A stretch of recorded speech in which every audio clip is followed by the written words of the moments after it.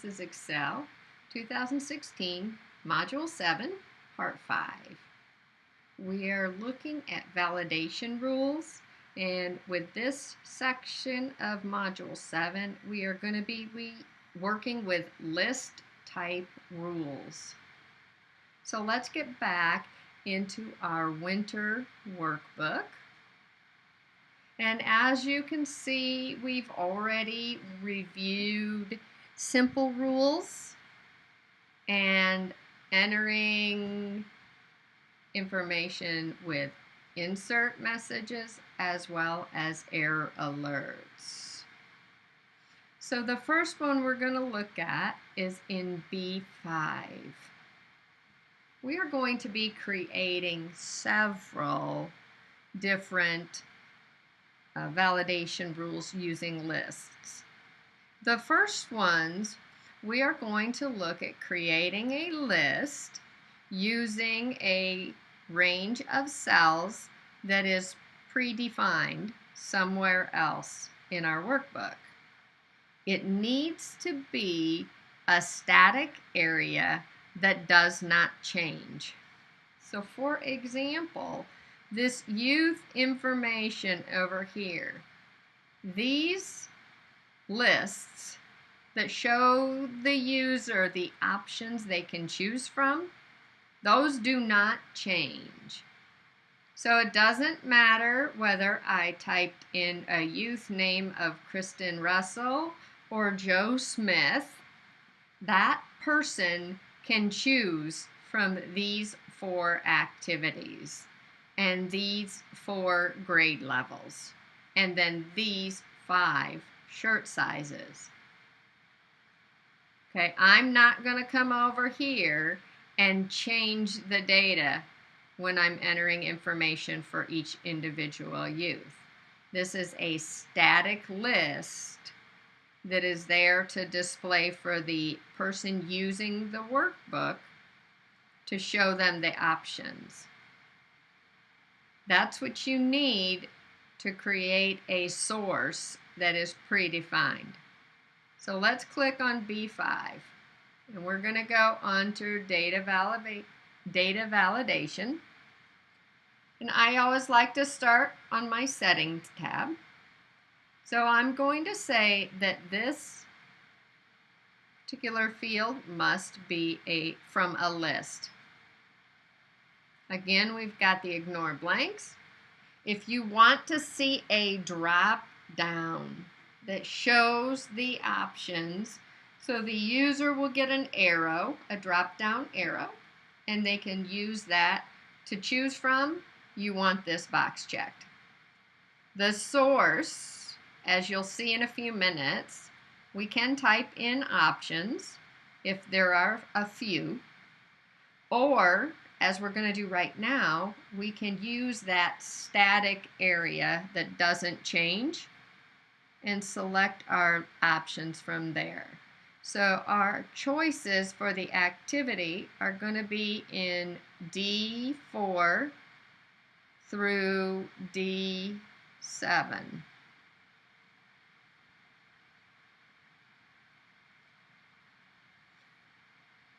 Once we have the list in, then we can go in and enter the other items.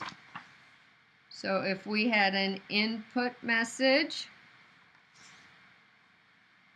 we might say activity, and perhaps we would tell them to click the arrow and choose from the list.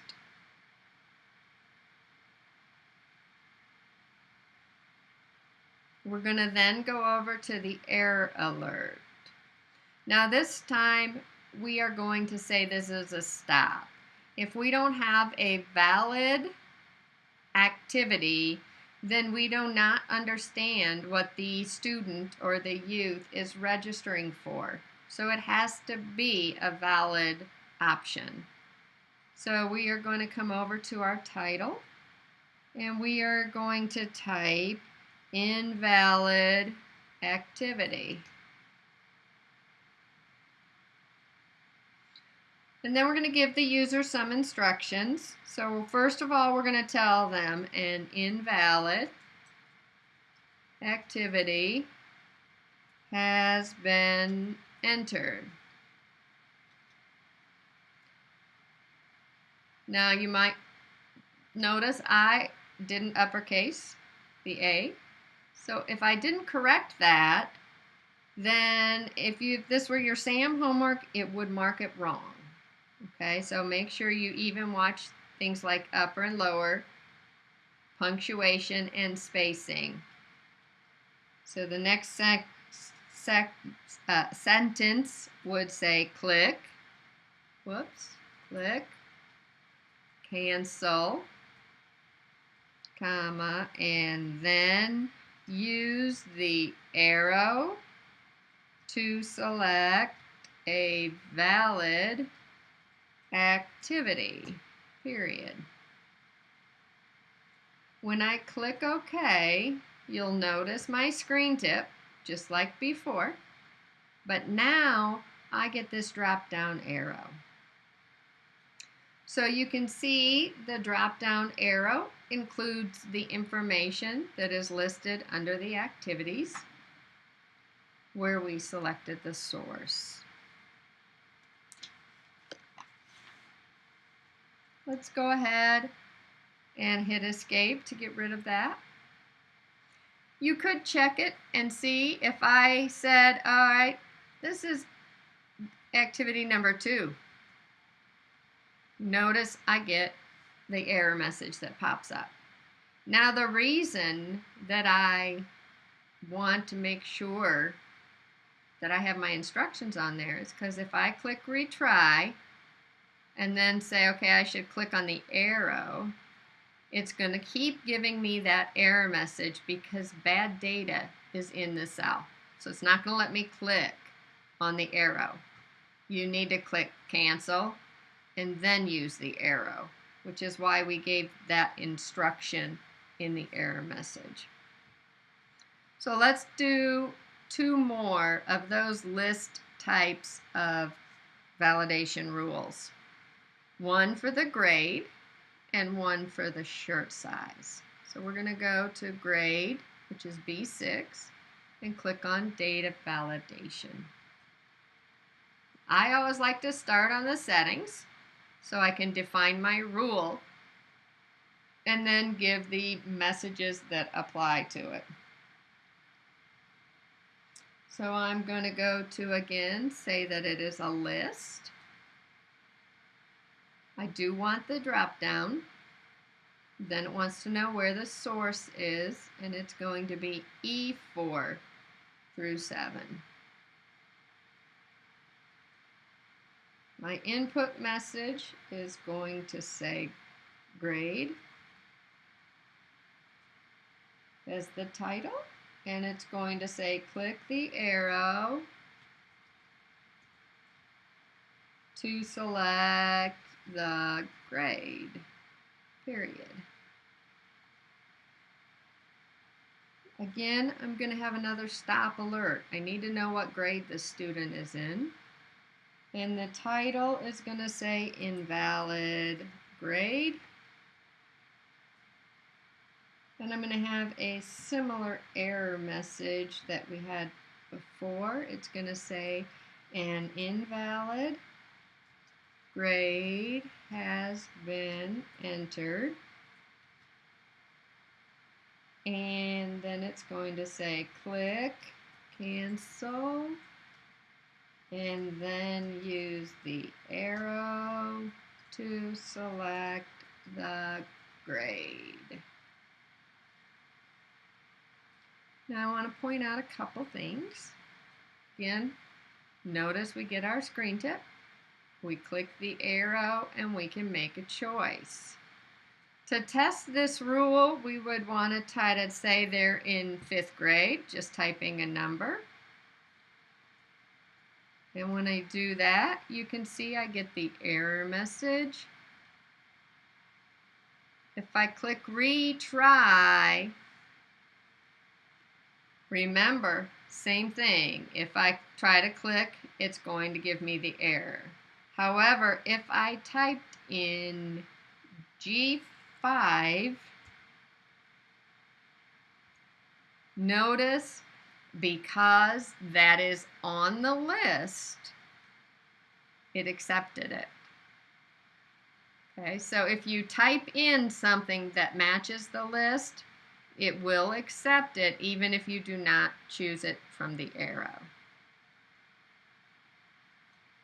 Now let's do the same list for the shirt size. So again, we're going to click on B7, go up to data validation, and we're going to go to settings. This is a list. Whoops. List. We do want the drop down. My source is F4 through 8. And again, you want to make sure that this area that you're choosing as your source is not data that would be changing regularly as you're typing additional information in. Needs to be in a static area that's pretty much unchanged. We're going to go to input message. And we're going to say shirt size as the title. The input message will say click the arrow to select a shirt size.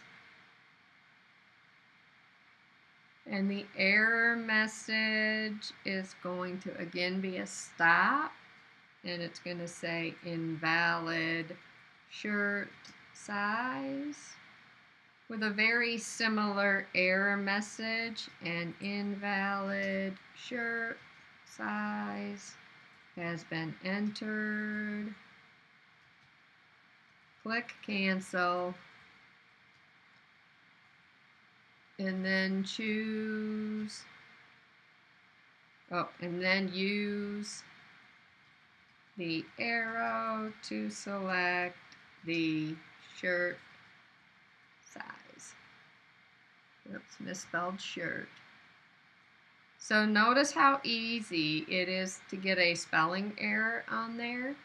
Remember that Sam will count the entire question wrong if you have typing errors.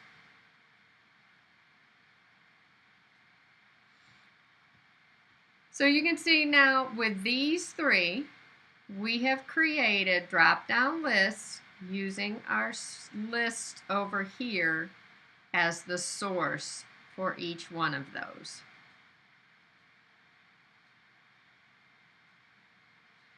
The next type of list that we're going to create is one where we can actually type in the options ourselves. So we're going to go down to B8 and go to data validation. This time on the settings, I'm going to set it to list. And instead of giving it a source somewhere else, there are only two choices here, yes or no. So I'm simply going to type those in. Type in yes, comma, then your space and no. Now you want to make sure you type them out because our if statement that uses that field is looking for the value of yes. If it sees a value of y, then the if statement will not recognize that this is a Rockport resident. And that's why we would want to use a list instead of just letting the user type it in, because they might think it's okay to just type a Y or an N and not realize that that is going to mess up your formula later on. So we're going to again put in an input message for Rockport residence as our title. And the input might say click the arrow and choose a response. Now the error alert, we do want this to be a stop, because if they don't enter this field in correctly, our if statement will not work.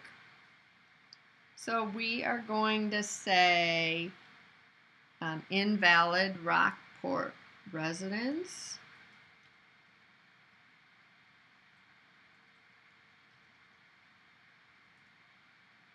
And our error message would be very similar to the others. An invalid Rockport resident option was selected, entered. Click cancel, and then use the arrow to select the response.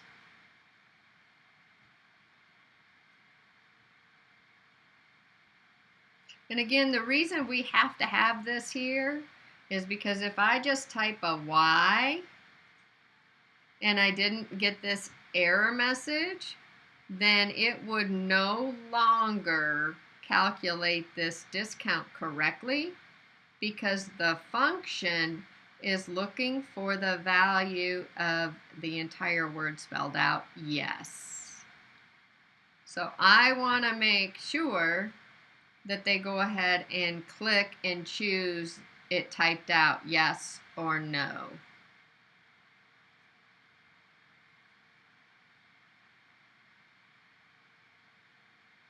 You want to make sure that you test each validation rule. So if you're only accepting dates, then you want to make sure that you only accept dates. Notice if you type in the information, if I typed in an M, it will accept that even if I don't select it from the drop down. Okay? So that is working with our validation rules. And again, those can be used to try to help ensure that correct and valid information is entered into our worksheet. For example, with our Rockport, this ensures that we're going to have the full word typed out so that our function, our if statement down here, will work correctly to give those people a discount.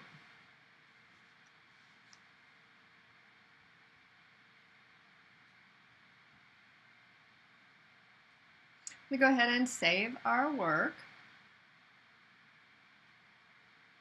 And when we come back, we're going to look at how you can protect your workbook, your worksheet, and how you can encrypt your files. So this way, if you spent all this time entering all the formulas and you want to make sure someone else cannot change them, we can show you ways that you can help protect the information.